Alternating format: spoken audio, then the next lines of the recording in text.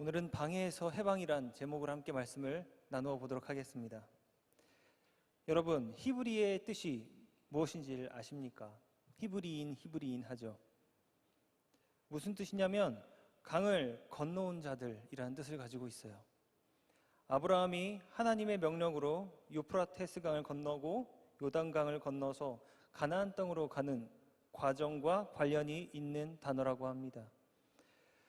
그들의 이름처럼 히브리인들의 인생은 정말로 건너고 또 건너고 또 건너는 인생이었습니다.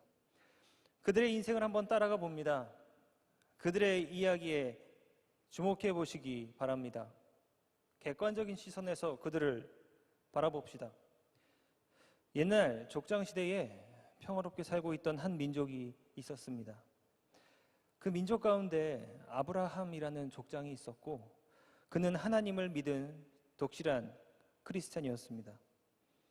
하나님은 그를 통해 큰 민족을 이루십니다. 때론 힘이 없어 애굽으로 건너가 노예살이를 하기도 했지만 하나님의 사랑으로 가나안으로 다시 건너와 삽니다. 그리고 다시는 노예로 살지 않을 수 있는 10개의 법도 허락해 주셨습니다. 그런데 사람들은 조금씩 인간을 위한 법을 만들기 시작합니다. 하나님의 생각이 아니라 자신들의 소견으로 법을 만들고 결국에는 하나님께서 왕이 아니라 인간을 왕으로 세웠습니다. 하지만 하나님께서는 인간을 버리지 않으셨습니다. 사울, 다윗, 솔로몬과 동행하시어 사랑을 표현하십니다. 시간이 흐르고 이 민족은 결국 남북으로 분열되었습니다. 북쪽으로 간 민족은 아수르라고 하는 민족에게 금방 멸망해버립니다. 하지만 남쪽으로 간 민족은 다행히 멸망은 하지 않았어요. 바벨론의 포로로 잡혀가서라도 살아남았습니다. 이제 가나안에서 바벨론으로 또 건너가 살았습니다. 하지만 또 하나님의 도우심으로 다시 가나안으로 또 건너와 살죠. 건너 살기를 반복합니다. 하지만 바벨론의 포로로 다녀온 이스라엘 백성들은 이제 다시금 인간의 법이 아니라 하나님의 법에 집중하기 시작합니다. 그 중에 에스라라고 하는 똑똑한 사람이 하나님의 법을 집중적으로 교육하고 가르쳤습니다. 하지만 페르시아, 그리스, 로마의 압제를 받으며 또 노예처럼 살아가기 시작했죠. 힘들고 어려운 삶의 연속, 힘없는 그들은 그렇게 살아갈 수밖에 없었습니다. 이렇게 핍박을 받는 때에 그들에게 구원과 자유를 주시고자 하나님께서 인간의 옷을 입고 이 땅 가운데 오십니다. 죄를 속하는 속죄제의 제물로 자신의 육신의 옷을 사용하시고 인간의 죽음을 없애주셨습니다. 사람은 이제 이 사실을 믿는 자들의 하나여 구원을 받을 수 있게 되었어요. 세상에서 인간의 법으로 핍박을 받을지언정 더 이상 그들은 죽음을 받지 않습니다. 죄로 물든 세상을 살아가는 동안 하나님의 법으로 살 때 핍박을 받겠지만, 너무나 힘이 들겠지만 그들의 정체성은 더 이상 노예가 아니게 되었습니다. 그리고 그 정체성이 지금 우리에게 들어와 있습니다. 이것이 성경 전체를 제가 요약한 겁니다. 사랑하는 여러분, 이 민족이 바로 히브리 민족이고 우리의 모습인 겁니다. 건너 살 수밖에 없는 우리, 그리고 그들. 하나님 사랑하길 먼저 했지만 그럼에도 불구하고 자신들도 모르게 인간의 소견을 사랑했던 민족. 하나님의 법을 따랐지만 자신들의 법도 사랑했던 민족. 이것이 바로 우리의 모습이죠. 하나님도 사랑하고 우리의 삶도 실속 있게 챙기는 모습. 하나님을 사랑하긴 하지만 그로 인해 피해보는 것은 싫어하고 하나님을 호감 있게 생각하나 그로 인해 이득 보고 싶어하는 우리의 모습. 이 모습은 변질된 저와 우리들의 기도 제목인 것입니다. 우린 이 모습을 인정해야 됩니다. 이를 인정할 때 우리는 고칠 수 있는 것이에요. 인정하실 수 있으시겠습니까? 만약 우리가 부정한 존재들임을 우리 스스로 고백하는 것이 마음에 들지 않으면 인정할 수 없습니다. 그런데 우리는 무조건 인정해야 합니다. 그래서 우린 인정을 위한 노력을 해야겠죠. 그 노력은 무엇입니까? 신명기 26장 17절에서 우리는 힌트를 얻을 수 있습니다. 내가 오늘 여호와를 너의 하나님으로 인정하고 또 그 도를 행하고 그의 규례와 명령과 법도를 지키며 그의 소리를 들으라고 합니다.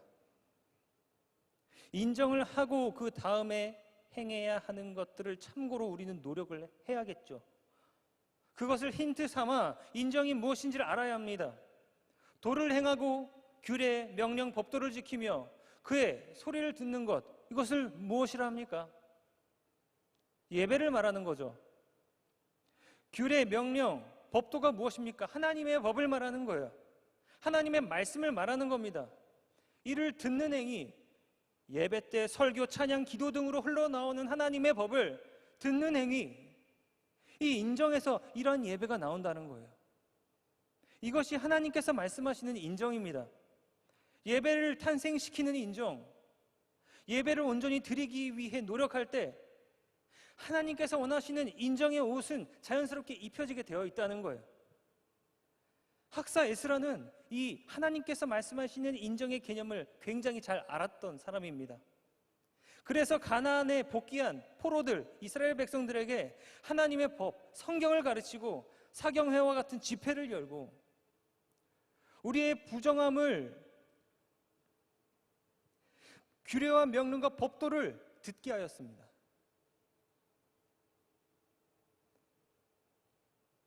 하지만 이것은 쉬운 일이었을까? 아닙니다.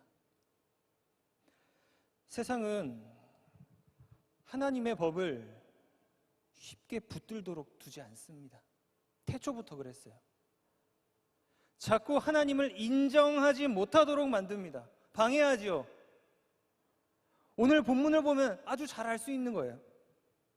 이스라엘이 가나안 지역으로 돌아와서 성전을 짓고 하나님의 법을 들으려고 하는데 그 당시 그 지역에 거주하던 다른 그룹들이 성전 공사를 방해했다고 해요. 이 방해로 인해서 오랫동안 성전을 짓지 못했다고 합니다. 본문에 나오는 유다와 베냐민의 대적, 이들은 누굴까요?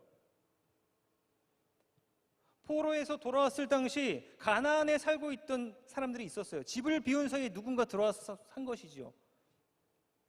그들이 누굴까요? 바로 열왕기서를 보면 그들이 누구인지 잘 나와 있습니다. 아까 말했듯이 북이스라엘을 아수르가 멸망을 시켰습니다. 가나안 북쪽 지역의 주인이 바뀐 것이죠. 더 이상 이스라엘 땅이 아니에요. 아수르 땅입니다. 새로운 주인이 그곳에 이방 민족을 살게 한 거예요. 왕하 17장 24에서 33절을 참조해 보면 이렇게 나옵니다.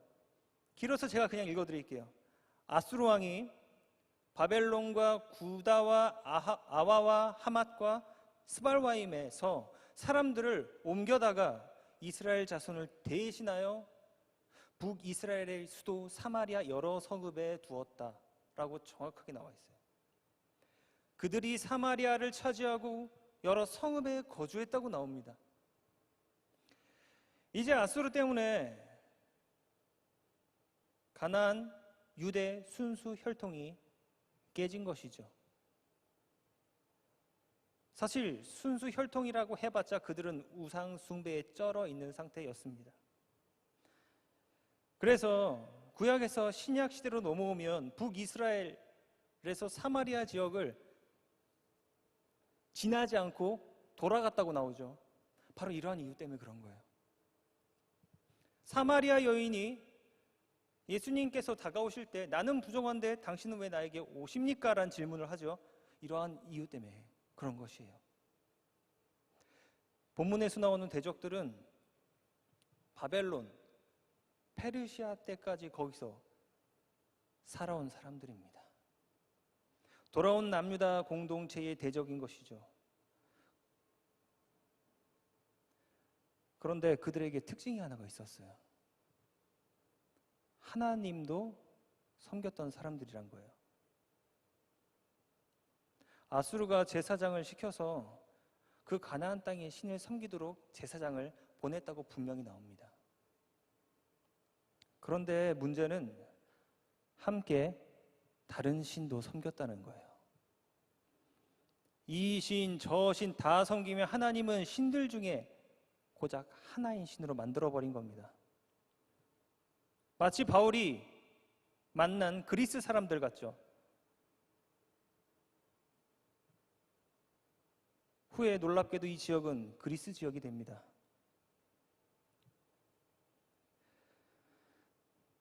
이 절을 함께 볼게요. 스룹바벨과 족장들에게 나와 이르되 우리도 너희와 함께 건축하게 하라. 우리도 너희같이 하나님을 찾노라. 아수르 왕 에사라돈이 우리를 이리로 오게 한 날부터 우리가 하나님께 제사 드린다. 그래서 이런 말이 나온 겁니다. 대적의 정체가 이제 좀 보이십니까? 모든 것을 인정하고 존중하는 삶, 말은 좋죠. 이미 가나안에는 다른 신들이 공존해 왔던 거예요. 이것이 바로 성전을 짓지 못하게 하는 대적이 되었고 성전 공사가 오랫동안 지체되게 한 겁니다. 이게 방해인 거예요. 잘못된 공존이 방해가 된 거예요. 우리의 삶도 마찬가지입니다. 예배를 중단되게 만드는 것이 있습니다. 삶의 하나님 외에 다른 것들이 공존하고 있기 때문이죠. 하나님의 것과 내가 원하는 것들이 공존하며 모든 것을 분별 없이 가치 있게 인정하기 때문이에요. 분명 영적으로 가치 없는 것들이 정말로 많은데도 공존시킵니다. 분명히 예수님께서 마태복음 16장 24절에 이에 예수께서 제자들에게 이르시되 누구든지 나를 따르려거든 자기를 부인하고 자기 십자가를 쥐고 나를 따르라고 하셨어요. 영적으로 무가치한 것은 모두 버리라고 하십니다. 취업, 경제, 연애, 사랑, 학업, 진로, 이 외에 나를 어렵게 하는 어떤 감정, 사람 등등 영적으로 온전히 분별하여 해야 될 생각, 해야 될 마음을 소유해야 한다는 거예요. 영적으로 무가치한 것은 부인하고 영적으로 가치 있는 하나님을 시인해야 우리가 사는 거예요. 우리 삶의 성전이 준공되는 것입니다. 성공을 해도 영적인 성공을 하는 것이고 실패를 해도 영적인 실패를 하게 된다는 거예요. 가치 있는 실패. 분별력 있는 나의 부인이 객관적인 눈을 주고 냉철한 판단을 주고 따뜻한 마음을 주고 열정을 주는 겁니다. 3절을 보세요. 당당히 외치고 있습니다. 너희는 우리와 상관이 없느니라. 바사온 고레스가 우리에게 명령하신 대로 우리가 이스라엘의 하나님 여호와를 위하여 홀로 건축할 것이다. 너희와 공존하지 않을 것이다 라고 분명히 외치고 있습니다. 정말 멋진 영적인 자기 부인의 선포가 아닙니까? 영적으로 무가치하다면 과감히 버리시길 기원합니다. 이제 두 번째 방해가 찾아옵니다. 처음에는 분별력 없이 두 마음을 품어서 성전 준공을 방해하더니 이번에는 마음이 아니라 육신을 방해하는 거예요. 5절을 보면 고문관들을 매수해 가면서까지 성전 짓기를 방해합니다. 매수에, 고발에, 상소하는 글에 차라리 성전 안 짓고 말지라는 생각이 목까지 올라왔을 거예요. 굉장히 현실적인 문제를 말하는 겁니다. 왜냐하면 그런 압박과 방해가 잠깐이라면 모릅니다. 그리고 잊으면 안 되는 게 지금 페르시아의 노예처럼 살아가고 있는 상태예요. 압제당하고 있는 차에 고향으로 돌아가기만 해준 상태인 것이죠. 페르시아가 얼마나 잔악하고 포악했는지 아십니까? 에스더의 남편이었던 아수에로 왕, 잔인의 끝판왕이었다고 해요. 이런 상황에서 조용히 가만히만 쥐죽은들이 있어도 본전 찾는 상황인데 매수의 고발에 상소에 폭력을 당하고 있어요. 한 명도 아니고 4장 9절을 보면 대표적으로 누가 상소를 올렸다고 정확하게 나오는데 이 외에도 엄청난 양의 상소문과 고발장이 있었을 겁니다. 제가 그 고발장의 내용을 한번 읽어드릴게요. 이해하기 쉽게 세 번역으로 읽어드리겠습니다.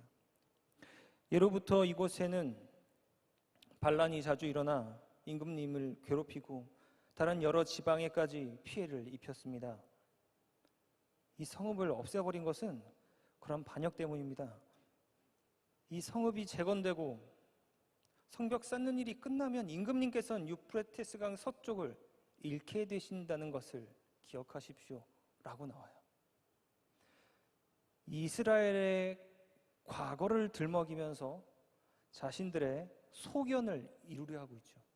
고발과 고소와 상소로 말입니다. 왕이 4번이나 바뀌었어요.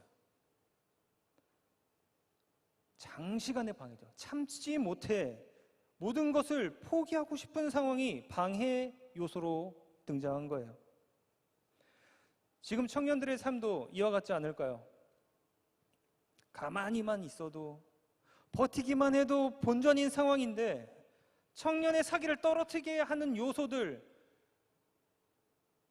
특히 과거를 들먹거리고 타협하게 하는 요소들, 불안하게 하는 요소들, 나의 삶을 시기하고 거짓으로 나를 공격하는 요소들, 이러한 것들은 하나밖에 없습니다. 예수의 권능으로 물리쳐야 하는 거예요. 너무 먼 얘기를 하는 것이 아닙니다. 지금 과거와 관련되어 있는 모든 인생의 쓴물은 영적인 삶의 방해 요소라는 걸 기억하셔야 되는 거예요. 끌고 가면 안 되는 거예요. 쓴물을 먹으면 영적으로 병이 들어요. 성경적으로 그렇습니다. 쓴물은 단 것을 낼 수 없다고 야고보서 3장 11절에 나오고 있어요. 샘이 한 구멍으로 어찌 단물과 쓴물을 내겠느냐. 영적으로도 육적으로도 병만 드는 거예요. 단 것이 나오질 않아요. 건강함이 나오지 않습니다. 우리의 영이 병이 들면 이제 어찌 됩니까? 당연히 하나님을 인정하지 못하는 삶을 살게 되는 거예요. 하나님의 법이 들리질 않습니다. 말씀이 들리질 않아요. 과거의 쓴물로 슬픔과 우울, 좌절의 노예가 되어 하나님이 보이질 않는 거예요. 이건 현실적인 문제인 겁니다. 하나님을 마음속 깊이 인정하지 못하죠. 이제 이렇게 인정을 못하면 예배가 됩니까? 처음에 이야기했죠. 인정으로부터 나오는 것이 예배라고. 하지만 하나님을 전적으로 의지하고 예수의 권능으로 방해의 영들을 물리치는 삶을 산다면 말이 달라집니다. 제가 시편 110편을 말씀드릴게요. 주의 권능의 날에 주의 백성이 거룩한 옷을 입고 즐거이 헌신하니 새벽 이슬 같은 주의 청년들이 주께 나오는도다. 하나님의 권능을 전적으로 의지하는 것, 이제 마지막으로 한 가지 말하려고 합니다. 이 시편의 말씀이 하나님의 권능을 전적으로 의지할 수 있게 하는 액션 플랜입니다. 거룩한 옷을 입고는 무엇입니까? 어려운 얘기하는 게 아니에요. 지금 매일 말씀을 묵상하는 거룩한 삶이겠죠. 헌신하면 무엇입니까?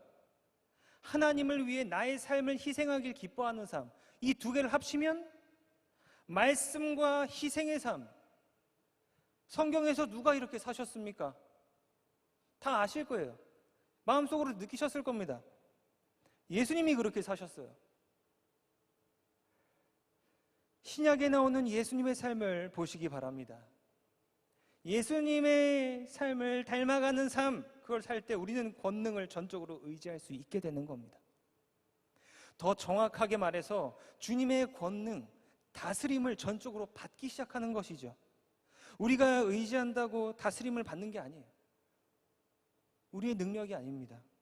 권능은 하나님께서 전적으로 부여하시는데 우리의 액션 플랜이 예수님을 닮아가는 삶을 살 때 그렇게 부여가 된다는 말이에요.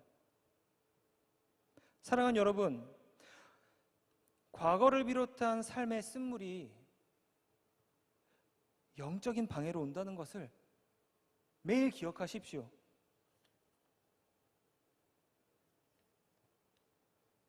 마음과 육신과 영이 건강할 때 우리는 하나님을 마음속 깊이 인정하고 그 깊이 인정하는 만큼 깊은 예배를 드릴 수 있는 거예요.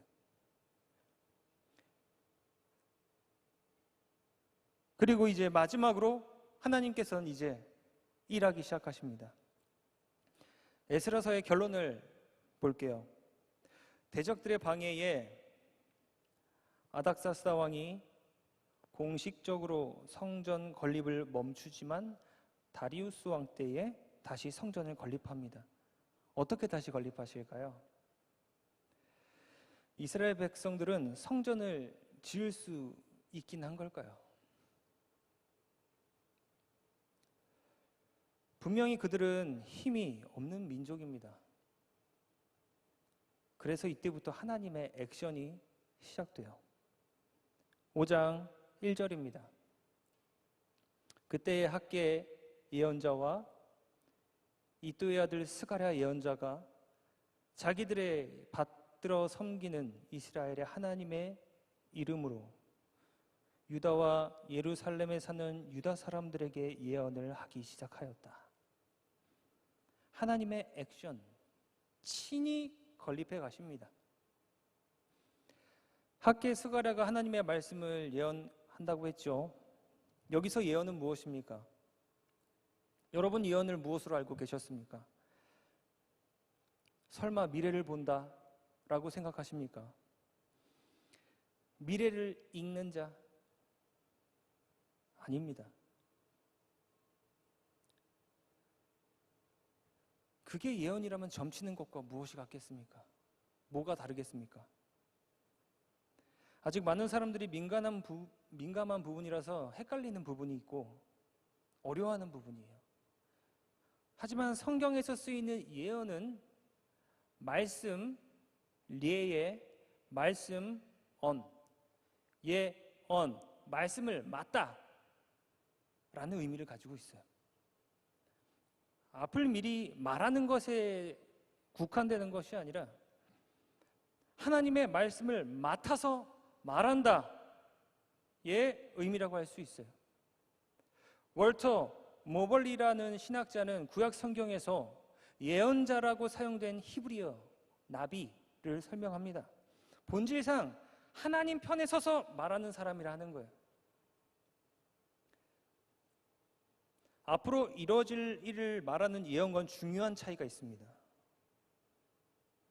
운명론적으로 정해진 미래만을 말하는 것이 아니라 앞으로 이루어질 하나님의 심판을 말함으로써 그들이 하나님께로 돌이킬 수 있도록 돕는다는 점이죠. 바로 이 예언이 학계 스가랴를 통해서 나타나기 시작한 거예요. 하나님께서 말씀을 맡기신 겁니다. 이제 시작하신다는 거예요. 다시 성전이 만들어지기 시작하니 또 방해가 또 찾아옵니다. 하지만 5장 5절을 보십시오. 그러나 하나님이 유다의 원로들을 돌보아 주셨으므로 아무도 그들을 막을 수 없었다. 이 말은 하나님께서 일하기 시작하셨기 때문에 아무도 막을 수 없었다는 거예요. 결국 왕의 마음도 바꾸죠. 왕이 말합니다. 내가 이제 지시한다. 경들은 성전을 짓는 일들 가서 도우라. 비용은 나라에서 될 것이다. 절대로 중단되지 않게 하여라. 사랑하는 청년 여러분, 하나님께서 일하기 시작하시면 결과는 이렇습니다. 모든 방해 요소들이 주저앉기 시작합니다. 사랑하는 여러분, 우리가 세상에서 삶을 그려갈 때 할 것은 딱 이제 두 가지인 거예요. 기억하십시오. 영적인 분별력으로 자신의 가치를 분별할 것, 하나님과 공존시켜야 할 것들을 공존시킬 것, 두 번째, 예수님을 닮아가는 삶을 살 것. 우리 매일의 삶이 다를 때 우리의 생각도 달라져야 한다는 거예요. 예수님을 닮은 삶, 한 주간 동안 예수님을 닮아가는 삶, 가치를 분별하는 삶 실천하시고 더 기쁜 모습으로, 승리한 모습으로 다음 주에 더 기쁘게 만나도록 하겠습니다. 이 시간